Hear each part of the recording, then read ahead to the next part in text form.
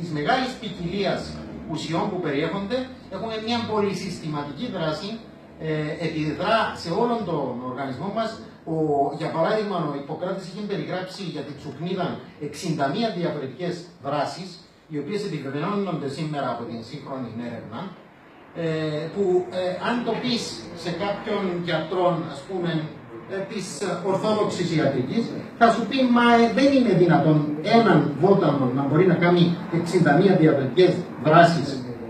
Είναι εξαιτίας του ότι είναι πάρα πολλές οι ουσίες που δρούν ίδια και πολυσυστηματικά. Το τελικό αποτέλεσμα είναι ότι στη μία περίπτωση είναι αναγκαίων κακών στα φάρμακα να υπάρχουν παρενέργειες και πολλές φορές σοβαρές. Όλοι οι γιατροί προειδοποιούμε πάντα ότι δεν υπάρχει φάρμακο χωρίς παρενέργεια και πάντα βάλουμε στη ζυγαριά τα υπέρ και τα κατά και λέμε ρισκάρουμε να έχεις τις παρενέργειες προκειμένου να πετύχουμε το επιθυμητό θεραπευτικό αποτέλεσμα, διότι αυτό θεωρούμε ότι είναι ο μόνος τρόπος που μπορούμε να το πετύχουμε.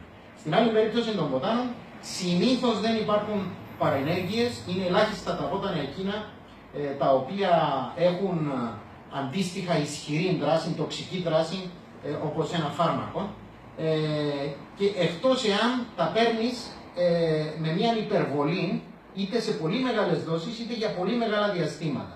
Πάντα υπάρχουν και μικρές δόσεις ουσιών, οι οποίες έχουν και τοξικότητα, και δεν πρέπει να κάνουμε κατάχρηση παν μέτρων άριστον. Πρέπει και τα βότανα, όπως και τα φάρμακα, να τα παίρνουμε με μέτρο και να τα εναλλάσσουμε, εάν επιθυμούμε να έχουμε τακτική χρήση των βοτάνων, θα πρέπει να κάνουμε μια εναλλαγή κάθε τόσο, να παίρνουμε άλλα βότανα για ένα διάστημα, για να ξαναγυρίσουμε μετά σε αυτά που θεωρούμε αναγκαία να πάρουμε.